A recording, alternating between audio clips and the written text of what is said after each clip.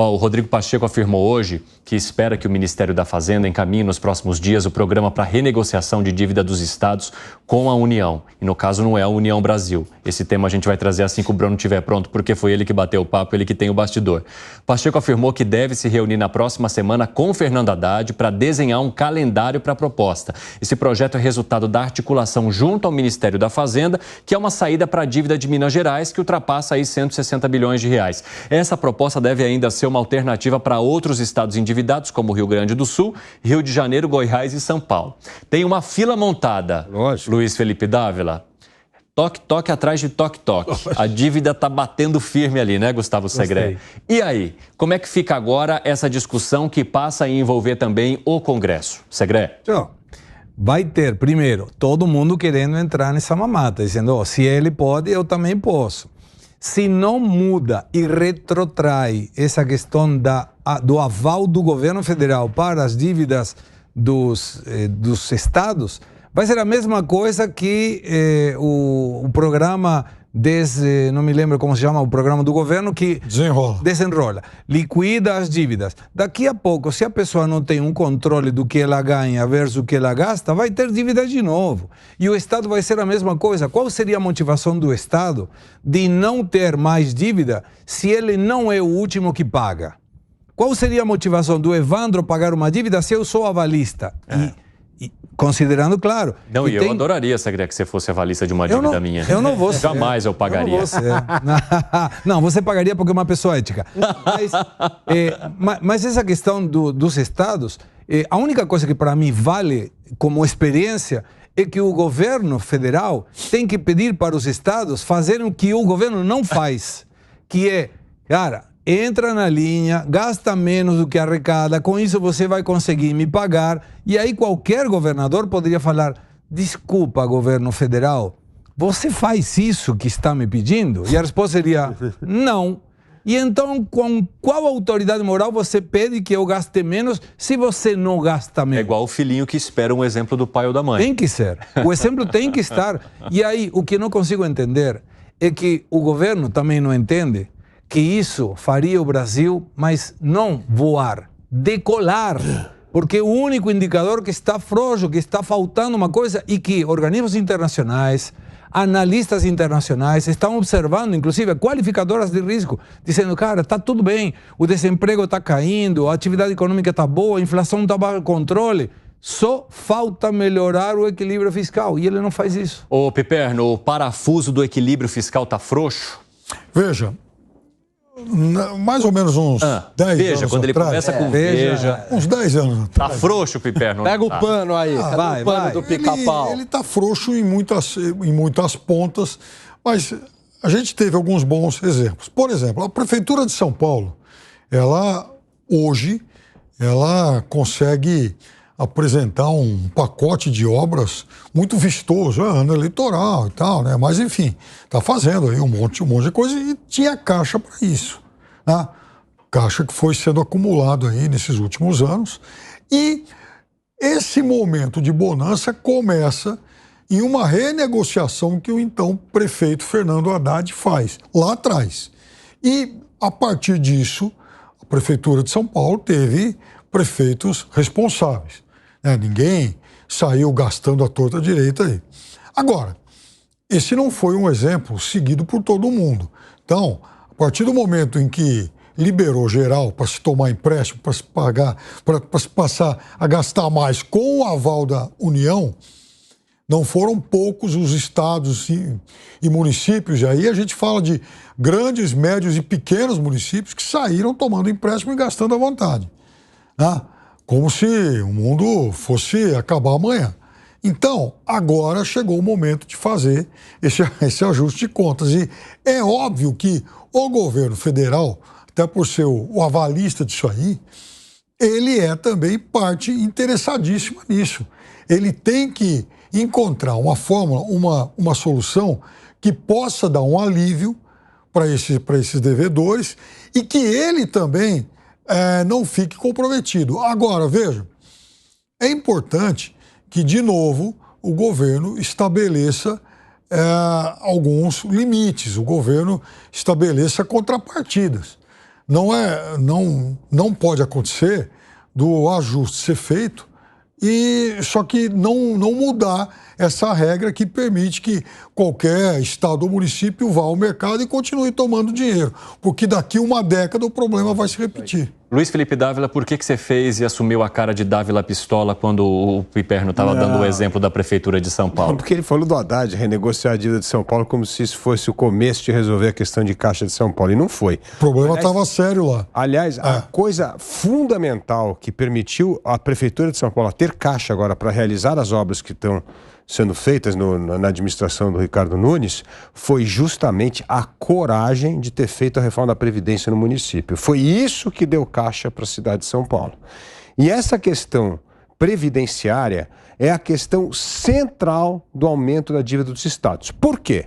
Porque quando a bonança acontece, os estados começam a aumentar gasto público, reajuste do funcionalismo público, e isso passa a afetar dramaticamente a Previdência. Olha, eu vou dar um número para vocês aqui de Previdência, para você ver como é assustador o que aconteceu. Eu estou falando aqui, União. Nos últimos 30 anos, a Previdência representava 19% do gasto público. Hoje, 51%. Mesmo com reforma, aquela reforma meia-boca que foi feita. O que isso mostra? Que essa é uma questão que vai afundar os estados e municípios e a nação. E quando aumenta 51%, sabe o que aconteceu com o gasto discricionário, por exemplo, do governo? Caiu de 30 para 0,3. Aí o que acontece? Não tem dinheiro para investimento. O Brasil não consegue ter investimento público há muito tempo porque as despesas correntes acabam com todo o dinheiro que está no cofre. Então, para resolver a questão dos estados, nós temos que fazer duas coisas. Eu na minha época de professor lá no Centro de Liderança Pública, no CLP, eu falava assim, olha, a pior coisa que existe para um prefeito, governador assumir é descontinuidade de política pública. Você tem que continuar boas políticas públicas, não importa o governo que começou. Porque o descontinuar é jogar na lata de lixo os erros e acertos que foram cometidos. Então, qual é um projeto fundamental, aprovado no governo Bolsonaro? E o recado é para o governo petista, não tem nada de bolsonarismo, é gente técnica da melhor qualidade. Foi feito pelo Mansueto Almeida, foi feito pela Ana Paula Vescovi, um plano extraordinário para resolver a dívida dos estados. Vários estados adotaram as regras, poucos não adotaram, exatamente esses que estão pedindo agora regiminho especial. E o que eles querem? Eles não fizeram lição de casa e querem o refis. Aí o bom pagador é que paga a conta. Os bons estados que aceitaram a regra, fizeram as reformas que precisavam, melhoraram as contas públicas, esses agora vão ser punidos? Porque vai ter um fura-fila aí para poder dar uma ajudinha? Não pode ter. Tem que retomar as regras dessa renegociação da recuperação fiscal dos estados, saber por que esses estados não aderiram àquela época e aí fazer uma correção, mas não para ajudar, mas para penalizar, porque esses não fizeram. Porque o Brasil é mestre em fazer acerto fiscal para penalizar o bom pagador e premiar o mau. E não pode acontecer isso com os estados. Os estados que não entraram no regime de recuperação fiscal lá atrás precisam ser punidos, precisa ser mais custoso para sair do buraco e não mais fácil e aí prejudicar aqueles que adotaram o regime de recuperação fiscal. Interessante, Gânia, eu já vou te ouvir, só o Piperno que estava discordando de alguma coisa ali, o que foi? Não, a reforma da Previdência feita aqui no município de São Paulo, ela vai ter efeitos de médio e de longo prazo. Não, mas ela já teve de curto prazo fantástico. Aumentou a beça o caixa do governo. De curto prazo, muito pouco, né, Dávila? Muito pouco. Aumentou? Mas não dá para a gente apontar, estabelecer que essa situação de bonança do município de São Paulo é decorrente disso. Talvez no futuro vá aliviar as contas, ok. Mas agora não, até porque essa reforma é muito recente. Fala, Gani. Olha só, o nosso problema não é que a gente não tem regras boas, a gente cria regras boas. A gente criou a Lei de Responsabilidade Fiscal no ano 2000 justamente para evitar esse superendividamento de estados e municípios. Estado, município, Banco Central não pode mais emitir títulos de dívida, porque no passado vocês emitiam e não pagavam. Só que o que acontece? Tem aí um outro problema que os colegas colocaram muito bem, que é o risco moral, que em finanças a gente chama de moral hazard. Nada mais é do que o risco moral. Aquele que é O bom pagador, ele continua pagando, ele continua dentro da regra. Mas o mal pagador, no final das contas, ele sabe que o governo federal vai socorrer. Então, qual o incentivo que ele tem para ser um bom pagador? Trazendo para a nossa comparação do dia a dia, é como quando se tem uma dívida e aí você deixa de pagar naquele momento esperando que lá na frente o banco vai te oferecer uma condição muito especial. Ou seja, aquele que paga antes, ele acaba pagando mais, porque quando se chega no fim que não tem mais condição nenhuma, o banco vai lá e tira 80%. Exatamente. Seria praticamente essa comparação que você traz em relação aos estados. Exatamente. Então, eu não sou um bom pagador, eu sei que no final das contas o governo federal vai me socorrer, então eu gerei esse problema de risco moral na sociedade, né? Esse de moral hazard. Eu gero um incentivo negativo, um incentivo perverso para que a situação continue.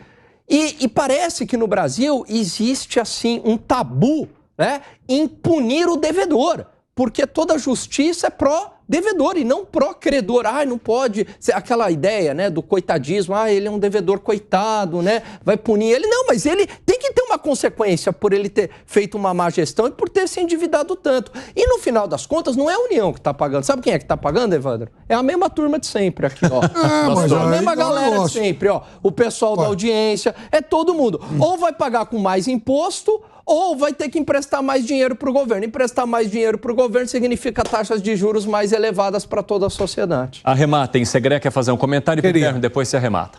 A situação essa é a mesma que aplica à nossa vida de todos os dias. Quando aparece um refis da vida, eu fico frustrado. Eu tenho empresa há 34 anos, nunca atrasei um dia, nenhum pagamento de imposto, nenhum salário. E o que muda em relação àquele que não paga nada e depois entra um refis e tem uma multa zerada, um juro diminuído? Nada.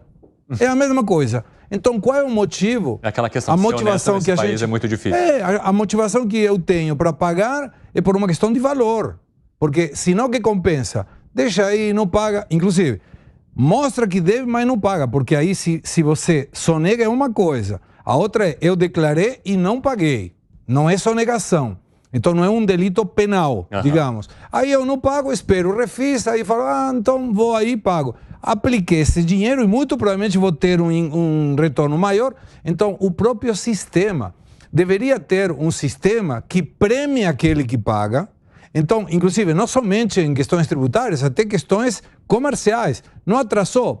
Dá um crédito maior. Se esse cara o dia de amanhã precisar, dá um prazo maior de pagamento. Esse merece ser ajudado. O outro que não pagou, gastou o dinheiro, foi de férias ou o prefeito gastou errado, qual é a motivação? Nenhuma. Então estamos nivelando para baixo. O que você quer acrescentar, Piperno? Não, em cima de algo aí que o Alan falou, esse, por exemplo, é o país que inventou o ProAir, com base no hipotético risco sistêmico. Então, vamos socorrer banqueiros falidos aí e tal, porque, afinal de contas, não pode deixar quebrar. Mas era um risco sistêmico mesmo. Nessa época, naquela época era um risco sistêmico. Por quê? Porque os bancos viveram durante muitos anos no Brasil viciados na ciranda inflacionária. No dia que acabou a inflação ia quebrar. Mas era um risco sistêmico, aí é diferente. Não é ajudar um mal pagador. Aí é quase que ajudar o sistema financeiro a se readaptar a uma nova realidade que eles não iam mais poder viver de ficar só emprestando dinheiro a juro alto para o governo. Sem overnight. Sem overnight, exatamente. Então, agora, a descontinuidade de política pública é justamente essa que o Alan Gani falou. Aprovou-se a lei de responsabilidade fiscal para impedir a dívida dos estados e municípios. Aí vai um governo, joga fora esse negócio de restrição fiscal, isso é coisa de liberal. Não, e pior que não foi nem liberal, que foi o governo social-democrata, que foi o governo tucano que fez isso. E aí o que acontece? Liberou geral para os governos se endividarem a partir de 2014. E aí esse é o desastre. Aí se endividaram com o aval da União. Por isso é isso aí. Quem vai pagar a conta, como bem disse o Alan Gani, somos todos nós. Porque se os governos estaduais dão calote, quem paga é a União e quem paga nós é que vamos contribuir para essa despesinha.